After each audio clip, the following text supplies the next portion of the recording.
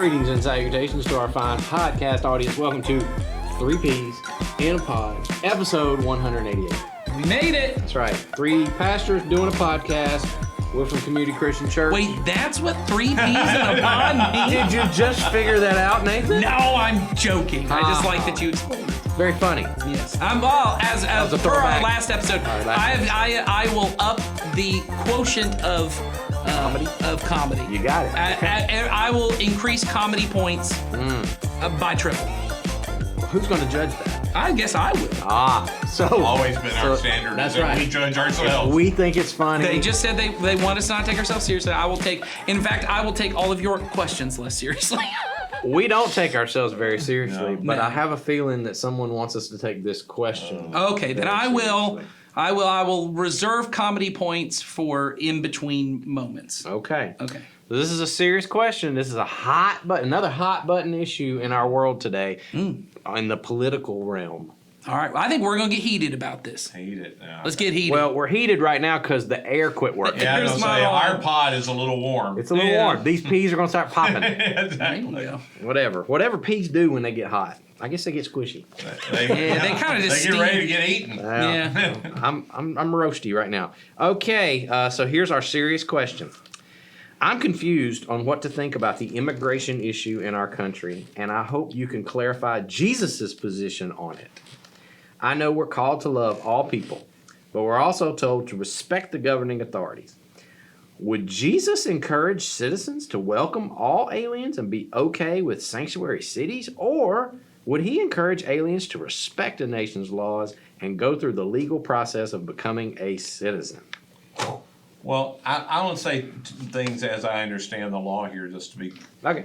there is no, in spite of what some of our political leaders want to make it, if a city has become a sanctuary city, Correct. then that is the law for that city. They are not violating any laws by If the Except city if the themselves. city has said we are a sanctuary city for immigrants.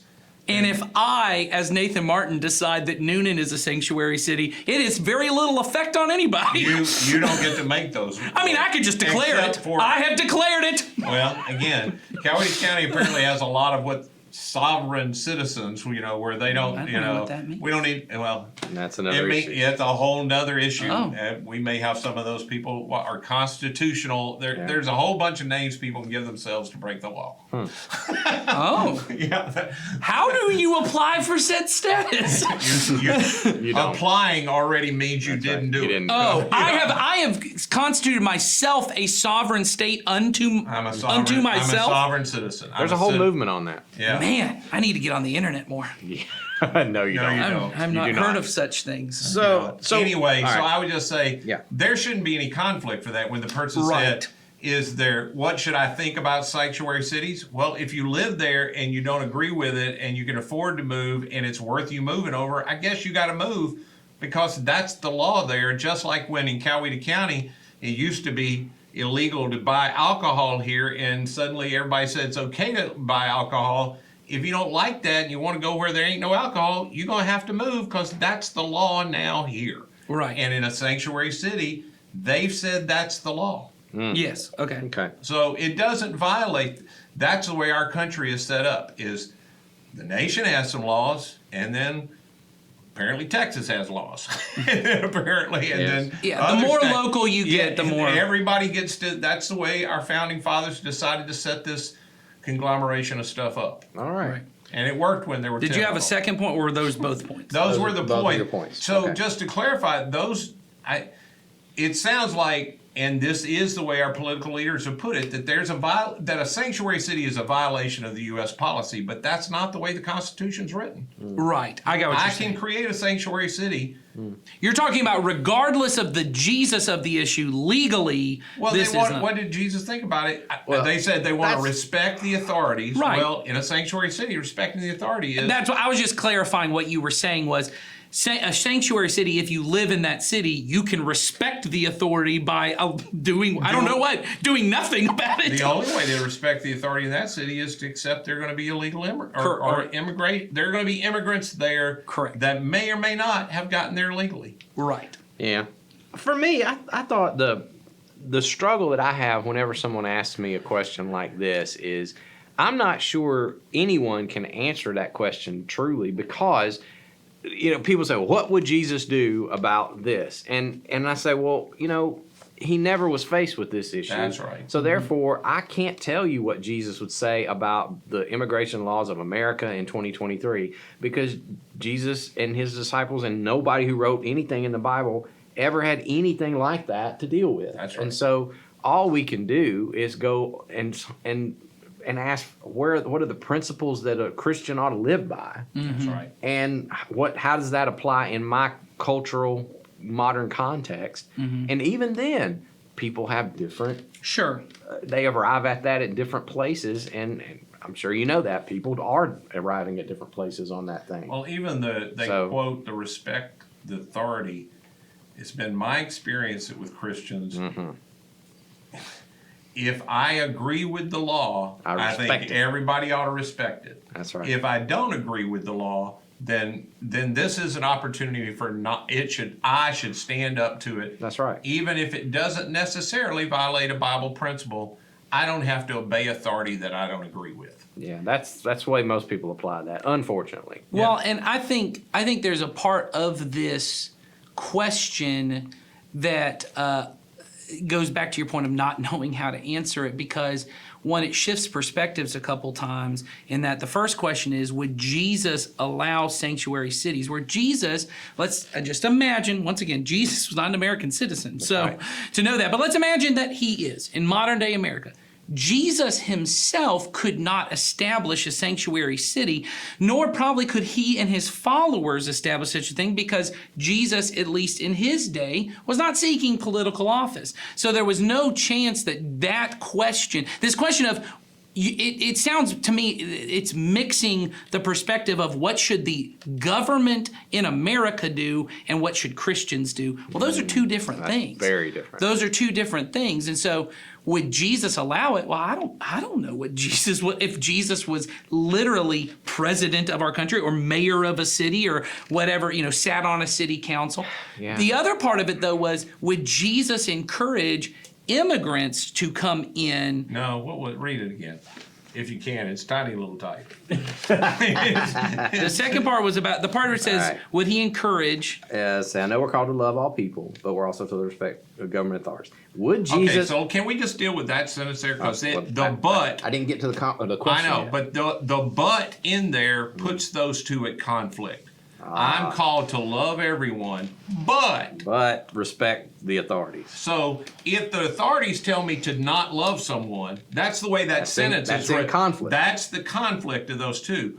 Well, if the authority tells you not to love somebody, you have a higher authority that already told you to do it. Oh, yes. So if that's the opening sentence That's of this, when you take that sentence as it's written, that sentence is really an easy, you should love the person. If the Yes. authority tells you you can't, they're just wrong. That's right. Yes. So then the question says, would Jesus encourage citizens to welcome all aliens and be okay with sanctuary cities? No, the second part though. And then the second part is, or So would he? can and we they- take they've- that sentence? They've set these two. Well, things apart. I was trying to share my opinion about the second part, because I already shared mine about the first part. I'm sorry. I don't think Jesus can make a sanctuary city. Or would he encourage aliens to respect a nation's laws and go through a legal process of becoming a citizen? And this was my point. That's not a situation, one, he was encountered with, nor two, probably you are encountered with. And this is what I want to get to. Why am I, Nathan, a white American citizen living in Georgia, trying to decide what a Christian who does not live in Georgia nor I have relationship with, deciding what they should do about legal immigration? I can't even speak to them.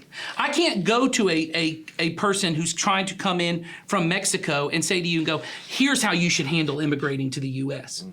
So what would Jesus tell them, unless, maybe this is true, maybe you, the person asking this question, are not an American citizen, and you are living outside, and you are trying to figure out whether you should illegally, undocumented immigration into America. I don't know why I need an opinion on this, Well, nor why do you need an opinion on Well, this. that's interesting because in our this is something that I've talked about to people before about the age that we're living in.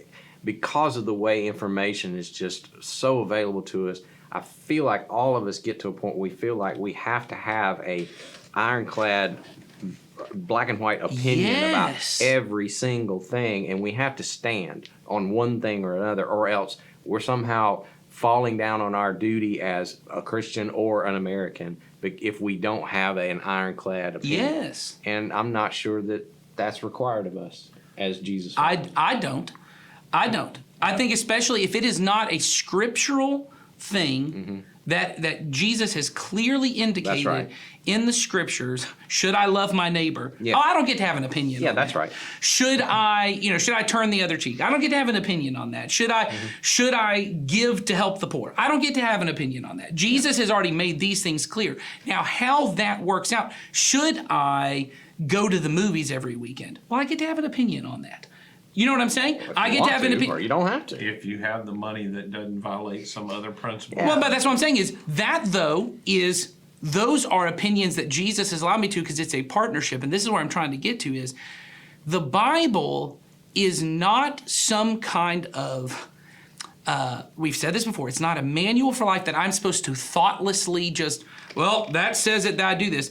God is trying to create the kind of person who he could trust to make decisions thoughtfully in my life, in my time, based on what I know to be true as revealed in the Bible. You said principles, that's a good way to say it. I know this to be true about Jesus' heart and his will. I need to make those in my time, because you've already said respect the authority.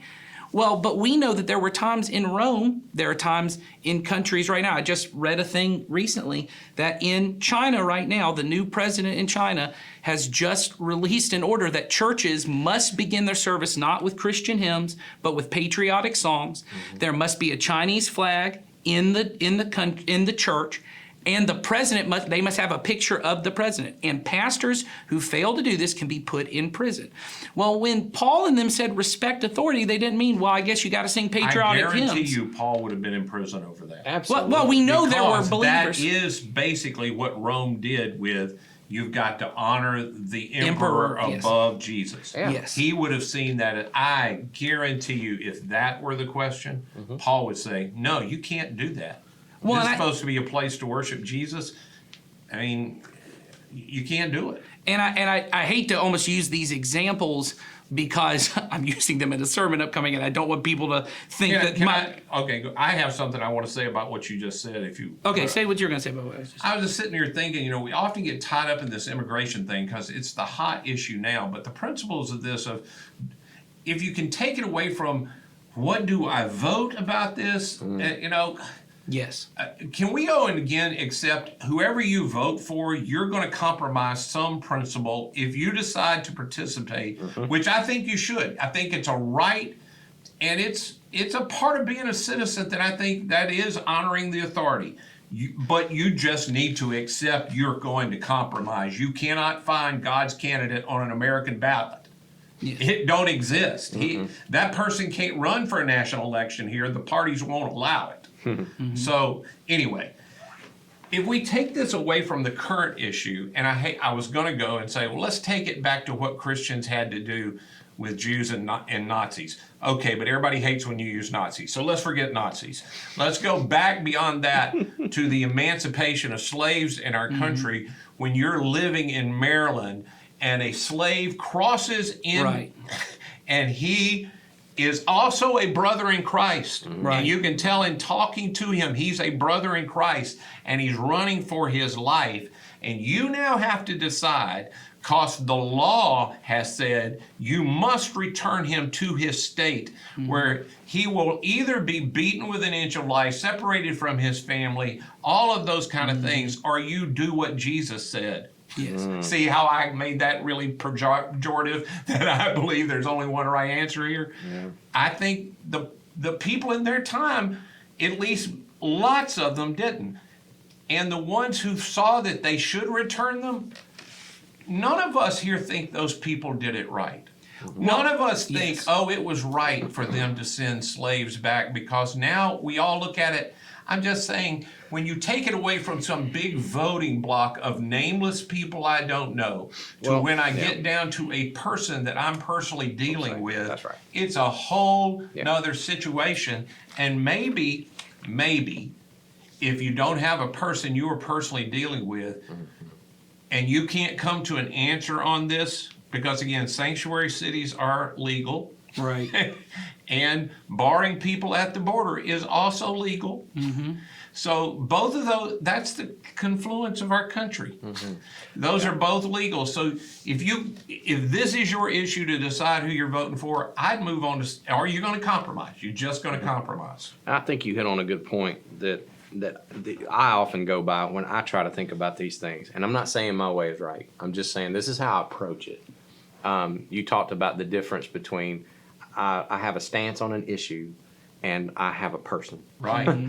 And for me, to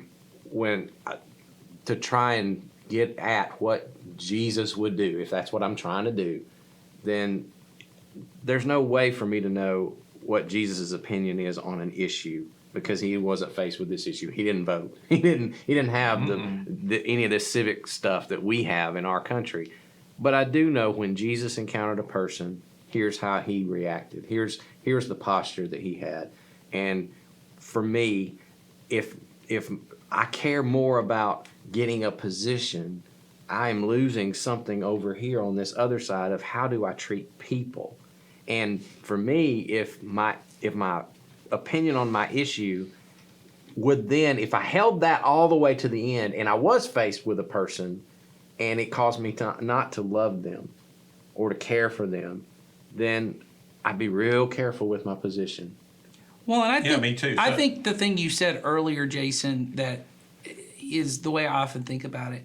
I don't know, outside of a voting booth, why I need to have a position on anything. I know. Because here's my point. I'm not saying I don't mean anything in general. I'm talking about in these political situations. Because outside of what I vote for, and maybe if I have a real need to go out and maybe do some kind of social activism around it, besides my vote, there's not much I'm doing unless I know someone who's an undocumented immigrant, and and maybe the reason you ask this is you Maybe feel you do. this tug of war of should I report them? Should I say something? And if that's your reason, often when I enter these questions, there is no person involved. It is a nameless figure. That's right. And that was why it irked me a little bit about the question of would Jesus encourage people, immigrants, to do so legally? Well, I, as a Georgian pastor, am not talking to many of my congregants about where they should immigrate to and how.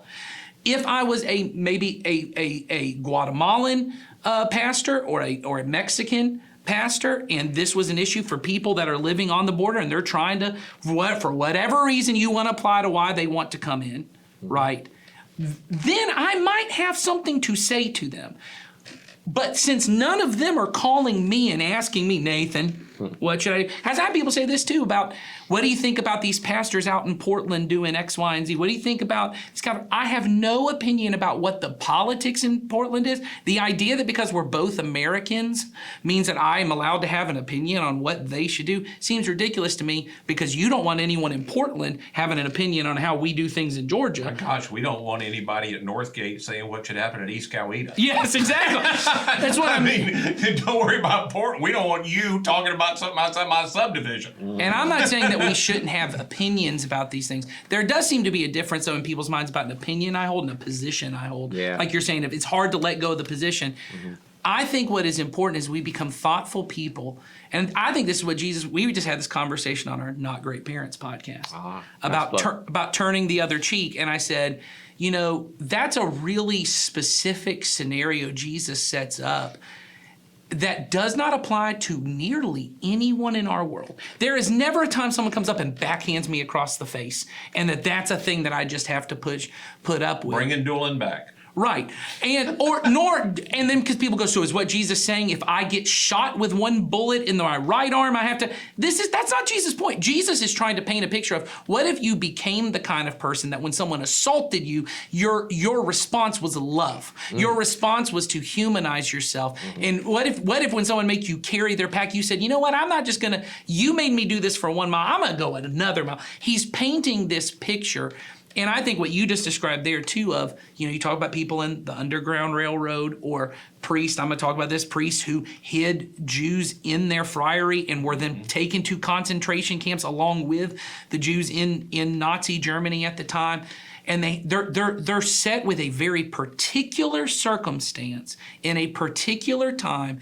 They had to take what they knew to be true of Jesus, who said, you love the least of these, you move towards the marginalized, you work for justice, right? You love your neighbor. And when your neighbor's in front of you, if you have formed yourself into this kind of person, you will know what love requires in that moment. And it may conflict with what Hitler says to be true, who is now your Führer if you're living in Poland and he has taken over your Poland, or what the Confederate South says to be true if you are in the Underground Railroad at the time. And they are your government, but your king may say something differently. Well, I think about, we actually had a staff member for a while that he was adopted as a child, and during the time he was here, he wanted to find out his birth parents, found out they were Mexican, and then found out he had a brother that lived in the United States and wasn't legal. Mm-hmm.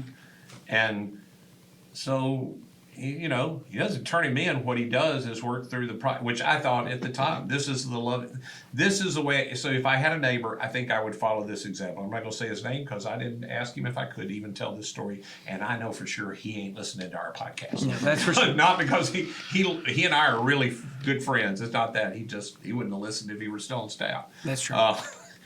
That if I had a neighbor I found out was illegal and I wanted to love them, I would work on them trying to become legal here. But most people don't realize you're required to leave the country for a long period of time. You almost can't become legal, even if you came in here when you were 15, 16 years old, and you've lived here till you're 50 or 60. You got to leave. That's right. For a long time. And so he worked with them out, and he left the country with his brother, with the chance that he might also be illegal, because he felt like that's what love required of him to do with a person right in front of him. Yes. And so I think that would be my answer to this. We don't know what Jesus' policy stance would be. Nope. Because Jesus never sought, I guess is the correct form of seek, sought political office. That was not his goal. But he is a king, and he is our ultimate allegiance. And so like Ed and Jason have both said, I totally agree with, if there is a conflict between loving my neighbor and submitting to the authority, or I'd say even honoring God, like these Chinese Christians right now are facing, right? And submitting to the ruling authority, I can still submit to their authority to put me in jail and not fight back. That's right. And not say we're going to start a revolution, for the Underground Railroad. I think about the person I talk about is Maximilian Kolbe, who's now been sainted, who's a Polish priest. He doesn't fight when the Gestapo comes and arrests him and takes him. In fact, he then gives his life in the concentration camp for a Jewish man who was going to be killed. He said, can I go in his place? That is still submitting to the ruling, though you are saying this law is something I cannot. It is non-cooperation with evil. And I will not cooperate with this. But what that means in our particular, personally, I have not been faced with what would I do about an undocumented immigrant, because I don't, if I have, Well, and I don't know. I have lots of people in my neighborhood. There are several people that it's pretty obvious didn't grow up in this country. I have decided that I have not asked them for a green card. Right. Good for you. They're my neighbors. I That's did right. not go up and go, hey, before I decide if I can love you or not. Right. Can you show me whether you're here legally or not? Because Right. it just doesn't matter to me. And And yeah. That I know Jesus didn't do. I'm just not going to roam around. He didn't put stipulations on neighbor love. No. Oh, I thought you meant specifically going around for green cards. I was like, I wonder how and that we know worked. For sure, there was. I mean, I was sitting here thinking, is there an instance where Jesus? I can't think of a time that he openly violated Roman law, but I may be missing it. But I can think of a time where he violated. Again, we just mentioned it last time, where the Gentile woman comes to him, and he had already told his disciples, "We're not going to the Gentiles. Don't have anything to do with them.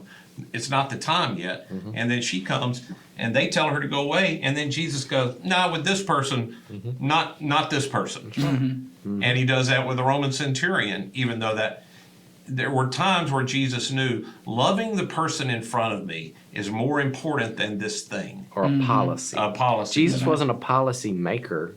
He didn't involve himself in Right, that. that's right. Even on the things that we think are rules or policies. Oh, Jesus said this. He violated a lot of that stuff. Yeah. If you want to get down to brass tacks, I mean, he really did. Well, I was going to say, Because it involved people.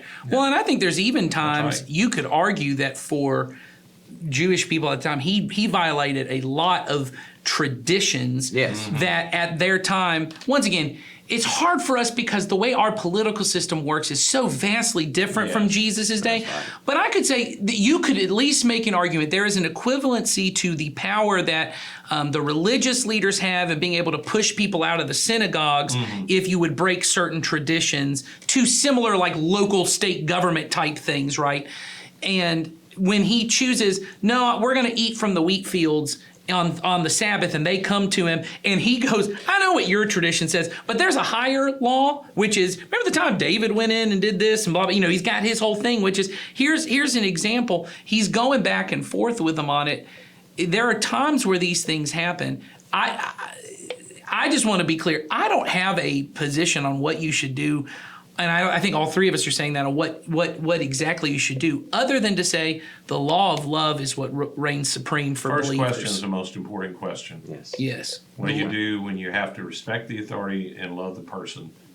You always love the person. What I have often found is people, when you play those little images, what would I have done if I were a Christian and during the Underground Railroad? What would I have done if I was a Christian during Nazi Germany?